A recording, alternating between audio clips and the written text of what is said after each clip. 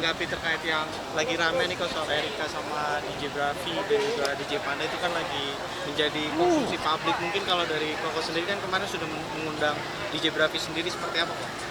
Oke, jadi pertama gue menanggapi isu sosial lah ya masuknya. Gue melihat isu ini kan isu yang harusnya ada pembelajarannya gitu. Dan isu ini kan sebenarnya membelah netizen di beberapa arah ya. Ada yang nge-support, ada yang tidak nge-support, ada yang nggak mau tahu. Gue lihat.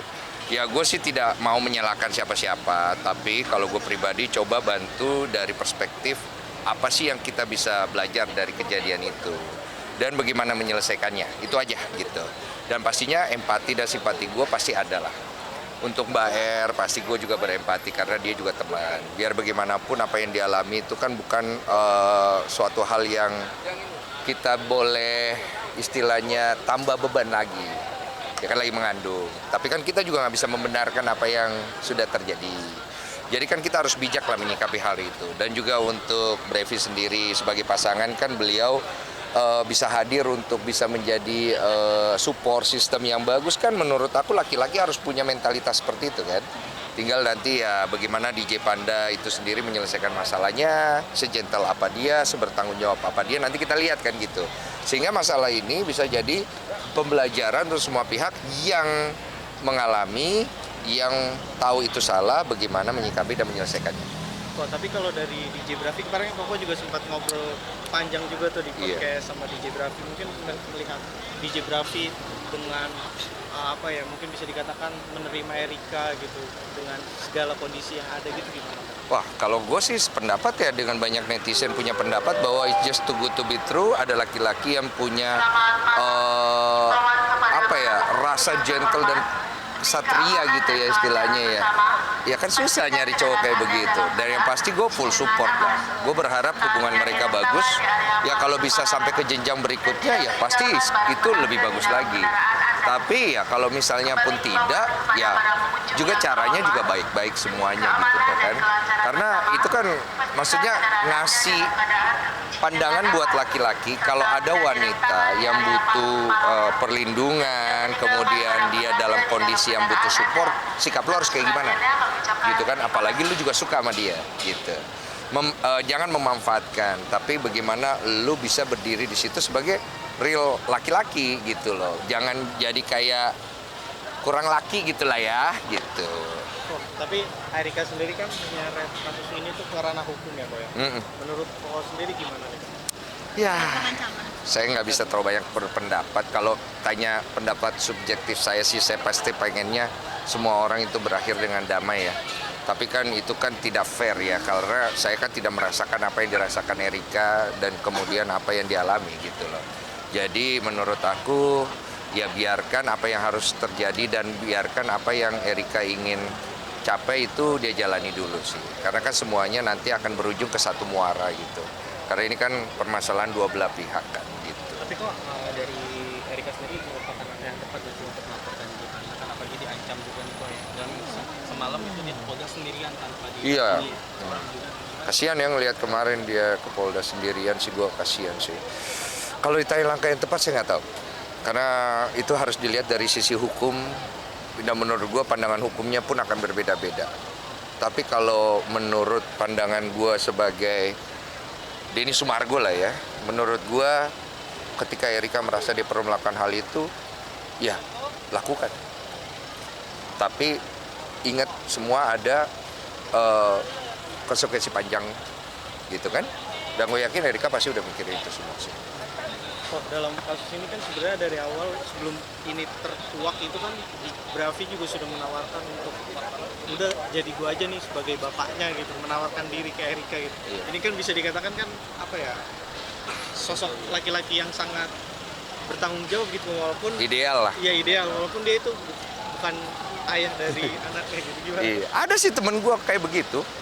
Pernah ada, tapi jarang memang laki-laki begitu gitu. Karena kan lo tahu lah orang kan pasti pesimis kan masalah begitu ya. Tapi ada temen gue begitu dan bagus. Ada juga temen gue begitu tapi nggak bagus.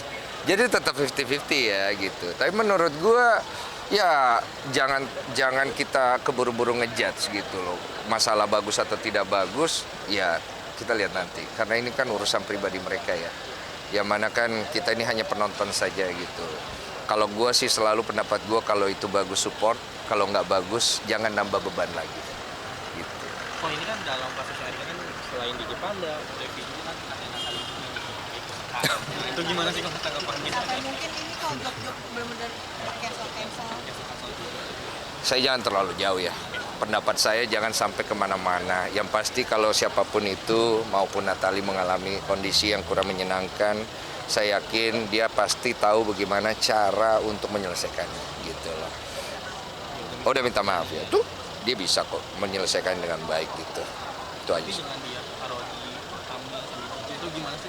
Miris nggak sih? Gue nggak bisa pendapat bro, karena gue nggak tahu menau lebih lengkap karena ini kan bukan permasalahan gue dan gue nggak mau komentar gue hanya membuat percikan kan gitu. Tapi ya kembali kepada masing-masing dan sudah ada konsekuensi dan pastikan dia juga sudah tahu bagaimana menyikapi. Toh kan beliau kemarin minta maaf juga, ya berarti dia gentle menyikapi. Udahlah, nggak usah diperbesar lagi dan nggak usah dikemana-manain sih. Kok dalam hal ini kan Erika juga sudah memaafkan Natali juga ya kantong pantainya dan ya memang sudah dimaafkan juga gitu. Mungkin gimana kok melihat ketegaran seorang Erika Kalina gitu untuk memaafkan? Luar biasa ya, karena kan kita tahu sendiri kan apa yang terjadi, kita tahu ada yang pro, ada yang kontra, tapi contoh yang diberikan kedua belah pihak kan bagus ya. Satu meminta maaf, satu memaafkan, itu baik gitu loh. Jangan lagi dibikin tidak baik. Gitu. Menurut gue itu yang harus dilakukan orang-orang yang sedang bersengketa ya, yang sedang bermasalah gitu. Saling memaafkan itu kan bikin adem ditonton gitu. Gitu sih. Kok melihat mungkin mental Erika sendiri ya selama 9 bulan kan dia ini nge-keep ya sampai menutupi orang-orang maksudnya supaya tidak tahu gitu. Sampai ya ini kan katanya tanggal 8 Agustus juga mau lahiran juga, itu gimana kok mungkin seorang perempuan yang bisa nge-keep gitu bertahan sampai 9 bulan menutupi Ngelihatnya dari sisi itu, ya. Kalau ngelihat dari sisi itu sih wow. Karena kan jadi single parent kan. Apalagi wanita kalau mengandung itu dia butuh support banyak kan. Wow kalau gue bilang. Tapi kalau kita lihat dari sisi lain penyebab dari itu ya kita ya ngerti kan maksudnya kan. Gue nggak harus menambah dengan kalimat lagi gitu. Jadi kalau menurut gue jangan terlalu banyak berkomentar tentang hal itu. Seperlunya aja, tadi gue pikir jauh lebih daripada cukup untuk ngasih support lah. Dan memberikan pandangan yang positif dari isu yang terjadi. Tapi dari gue sendiri udah ngasih support secara langsung nggak sih ke Erika? Gue ada hubungi WA, bukan untuk ngundang beliau sih, karena waktu itu gue udah lihat kan di tempatnya Om Ded, gue pikir udah cukup. Dan orang meminta gue mengundang, gue udah jawab juga. Ini bukan waktu yang tepat untuk mengundang, dan gue pikir yang dibutuhkan sekarang adalah fokus sama kehamilannya. Gitu. Jadi support aja, gue WA. Tapi rencana ada mau mengundang Natali juga nggak sih? Podcast kok. Kira-kira nih. Belum. Dan gue lagi mikir kalau itu hanya menimbulkan percikan sih nggak usah. Tapi kalau menyelesaikan masalah mungkin. Tapi gue pikir harusnya dengan beliau udah meminta maaf dan sudah terima maafnya, I think is clear ya. Nggak usah diperpanjang lagi sih. Kok melihat kemarin juga katanya dengar-dengar udah kontekan sama DJ Panda juga ya Pak? Oh saya. Jadi beliau tuh waktu kemarin itu datang dari Kediri, ngubungin saya lewat salah satu kenalan saya. Dia ngubungin saya, dia minta waktu, pengen ketemu. Kemudian saya akhirnya teleponan. Saya tanya, butuh apa? Saya butuh dikasih kesempatan. Nggak ada yang kasih kesempatan saya tuh katanya. Kesempatan apa? Kesempatan untuk mengakui apa yang saya lakukan dan kesempatan untuk memberitahu kepada semua pihak saya mau menyelesaikan. Saya pikir-pikir kalau begitu sih masih ideal ya. Tapi kalau untuk membela diri, gue bilang gue nggak mau sih. Karena kalau membela diri jangan di platform gue sih kayaknya gitu loh. Karena ini masalah kan masalah yang harusnya di ranah private ya. Dan karena kepalang udah naik ke publik, ya yang gue mau adalah lu selesaiin sih boleh gitu. Akhirnya dia memang tujuannya itu, jadi gue rencana memang mau ketemu dia, dan nanti kita lihat ya apakah gue akan keluarkan dalam bentuk podcast atau tidak, ditunggu aja. Tapi yang pasti gue pengen isi podcast itu adalah bagaimana seorang yang melakukan kesalahan bersikap gentle menyelesaikan apa yang menjadi awal mulanya. Supaya itu jadi pembelajaran untuk semua laki-laki, bahwa laki-laki itu yang dilihat bukan hanya ganteng, keren, cakep, cool, banyak duit yang selama ini laki-laki flexingkan kan. Tapi yang kita lihat yang harus diflexingkan adalah tanggung jawab. Semua orang bisa bikin salah. Maka itu tanggung jawab adalah value yang paling utama yang dilihat dari laki-laki. Pada saat kemarin sempat chat itu sempat ada obrolan gitu atau apapun, nanya sendiri sama dia kayak, lu bener gak sih kalau lu ngancem-ngancem atau lu yang ngebuat Obrolan itu ada, semua lengkap bro. Nanti moga-moga Tuhan berkehendak gue tayangin. Gue juga takut juga. Takutnya apa? Takutnya gue memberikan video yang akhirnya tidak ada manfaat ya gitu. Tapi ya gue juga nggak mau kesannya kayak, gue nolongin DJ Panda ya. Gue nggak ada keinginan menolong dia. Pikiran gue cuma satu, kalau yang bisa nolong dia hanya Tuhan dan dirinya sendiri gitu loh. Gue mungkin hanya lebih melihat dari perspektif itu saja sih. Alright. Terakhir kok, kemarin jadi bapak banget ditinggal sama Ci Olive. Terakhir nih kok. Apaan? Gimana nih keriuhannya ditinggal sama Ci Olive ke Medan merenanganin si Biel sendirian 24 jam. Seru lah, gue berenang bareng, gue main bareng, terus pas dia nangis, gue bingung gue harus ngapain. Jadi gue belajar mengenal anak gue lebih intim lagi kan. Pagi-pagi gue ajak jalan, tiba-tiba dia moodnya dari bagus tiba-tiba berubah jadi nggak bagus.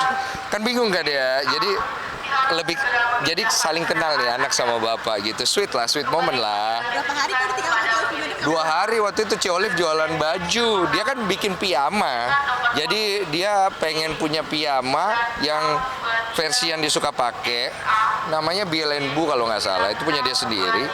Dia lagi launching di Medan. Karena di Medan itu memang banyak banget yang kepengen itu launching di sana. Terus akhirnya gue ditinggal 2 hari ngurusin Biel. Sama suster lah ada. Gimana sih MPAS-nya segala macam itu? Koko tahu gitu. Tahu lah. Tahu bagaimana dia mendorong makanannya. Itu Koko tahu. Tahu lah. Gue kan dari Biel masih baru lahir sampai sekarang itu gue masih ada kontribusi. Jadi tapi kontribusi gue nggak segede itu. Kontribusi gue itu cuma 30%. Istri gue dah sisanya 50%. Suster gue 20% sampai 30% lah. Stres nggak sih kok mungkin merawat Biel sendiri kayak susah ya jadi ibu? Susah lah, capek tuh. Makanya gue abis itu ngerti aja kenapa cewek-cewek baby blues begini. Dia kalau anak nangis itu kan bingung ya. Akhirnya kan stres kita, apalagi kita ada urusan lain yang mengganggu pikiran kita, belum kelar segala macam, tiba-tiba anak lu rewel nggak bisa lu tenangin gitu. Kayak lu ngerti kan kayak tapi itu anak lu kan gitu. Jadi gue ngerti banget tuh kenapa bisa ada kejadian nih suster-suster yang ngerawat anak itu, kenapa kita orang tua perlu merhatiin. Oh itu bisa banget terjadi. Ya mungkin lu lihat dia kayaknya sih yang jaga sih baik-baik aja ya gitu. Pasti bisa aja dia suatu hari moodnya, ngerti kan? Karena kita orang tuanya aja bisa gitu. Jadi ya itulah edukasi aja. Tapi kalau sampai nggak mandi atau nggak keluar karena bener fokus Keluar jadi gue di rumah main, gue ajak keluar main ke kolam renang sampai ke jalan keluar komplek. Gue ajak sampai keluar komplek, dia belajar ngelihat keramaian, dia belajar lihat got. Kan lu tahu kan kalau anak bayi itu ada yang buat secure-nya itu diikat gitu. Jadi di jalan sendiri kita tinggal pegang jaga kan. Ya pakai itu, dia jalan-jalan, dia senang. mungkin besok-besok Ci Olive pergi lagi nggak apa ya kok keluar kota Koko ya. Ya kalau bisa dikurangin dan jangan aja lah, ya kan? Sama-sama enak kan? Kan istri kan urusannya anak kan, kita kan cari duit ya. Ya gitu. Apa tuh? Pade. Pade. Kemarin juga Pade Indro apa Pade Dani? Pade Dani gimana kok mungkin kemarin sempat Gue ngobrol-ngobrol. lama-lama jadi gini banget gue tahu. Enggak mungkin gimana kemarin obrolannya apa aja gitu kalau terkait permasalahan kan lagi rame juga gitu Pade Dani sama terkait parodi-parodinya itu gimana kok? Yang mana parodi? Ya yang kompilasi fitnah gitu. Oh, kan udah pada nonton kan, Pade punya poin-poin apa aja gitu. Masa masih gue tambahin lagi? Iya, mungkin. Kan gue bukan Pade. Iya. Ya mungkin kalau dari Koko sendiri, dari versi Koko sendiri melihat permasalahan dari kedua belah pihak ini seperti apa? Ya, jadi rumit karena ini kan permasalahan masa lalu, Pak. Iya kan, akhirnya keseret A, keseret B, keseret C, keseret D kan gitu. Dan menurut gue sih, ya gue setuju sama netizen kayak apa yang sudah terjadi kemarin, ya sudah gitu. Tapi kan Pak Ade punya pandangan sendiri. Mungkin dia merasa, ya bagaimana ya, 15 tahun kan, dia merasa terus-terus ditekan gitu kan. Mungkin dia akhirnya pengen keluar dari tekanan itu. Ya gue ngerti juga, tapi gue juga ngerti kalau kita semua pengen perdamaian kan gitu kan. Maksudnya biar gimana kan pernah punya cerita gitu loh. Itu aja sih. Tapi terkait maksudnya ini kan Ade juga kemarin alasannya itu karena ya banyak banget orang-orang tuh yang ngehujat gitu ya, salah satunya ke keluarganya gitu kan. Beliau juga menyebut kalau ke saya sih nggak apa-apa, tapi kalau untuk urusan anak dan keluarga itu nggak bisa. Itu gimana? Kalau kita lihat gitu, secara waras ya, kalau secara waras kita kesampingkan dulu urusan masa lalu Pade ya kan dengan istri dan mantan istri ya. Apapun itu nggak boleh ke anak. Ya dong, kalau secara waras kan. Cuma kan netizen itu siapa yang bisa kontrol, gitu kan. Nah, banyak kan netizen yang komen tuh gue baca.